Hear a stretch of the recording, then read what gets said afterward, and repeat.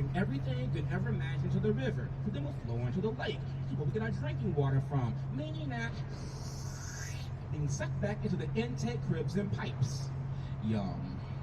Causing people to get sick and die from cholera and typhoid. So they reverse the flow of the river, so it will flow south, so that it dismayed those who live downstream. And the way they did that was by digging that canal. It's a bit deeper than the bottom of the river, on a slight angle, severe gravity. Not only that, about 5 miles west from where we are, where Mud Lake used to be, very small but very important, subcontinental divide. Separates two watersheds, how water flows and drains.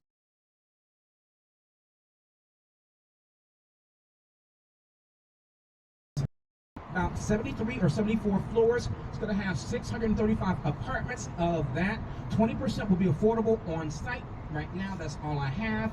The city sets affordability rates, so I don't know. But what I wanted was something grand there to our left, something grand here to our right, to create a great gateway to the city. But no one ever listens to me, and that's their fault. But I can tell you, what has been approved, the corner here to our right. So that to our right, one day expect a roughly 85-story tall building by BKL Architecture of Chicago that should surpass 950. So they'll both be nice, just not what I wanted. And yes, I went to all the public meetings because that's what I do. I love that stuff. I go to City Hall too, Planning Commission all the time. So people often ask me how far down do they go for the foundations of all these tall buildings. It all depends wherever the location is. They always do soil testing for high rises first normally. So if a building, say 20, 30, 40 floors, like these, hard pan clay, 85, 95 feet down, Sears Tower, Trump Tower, St. Regis, the site here to our left, love the caissons, bedrock. Down here, bedrock minus 110, minus 120. Once you hit that bedrock, the sky's the limit. That is why that building in San Francisco, the Millennium Tower, is sinking and leaning. Did not go to the bedrock in the seismic zone, and that was stupid. It just was. That building is 645 feet tall. The same height as the building here to our left, coming up, Lake Point Tower. A bit older than many people realize. Built between 1965 and 68. Designed by architects George Shipwright and John Heinrich. Think of a giant three-leaf clover or a shamrock being extruded up in the sky, or I guess a giant fidget spinner, in the shape of that building. The circular formation on top was a restaurant. No, it did not revolve. What's up, Birdie? What I think is funny is that kids see a fidget spinner, adults see a flask. Like, it's nothing. And no open never lived there. They're very bold. Oh, in the case of that one, hard pan clay, 90, 95 feet down. This is not a seismic zone. I swear that every time I see the small building here to our right coming up, I think it should be somewhere in Nantucket or in Cape Cod on the East Coast, Chicago Marine Safety Station, 1933. Listen, I mean on the breakwater, Lake Michigan, third largest of the 5 Great Lakes, but the only one that lies entirely in the boundaries of this country. The 5 Great Lakes, second deepest, maximum depth, 923. And real fast,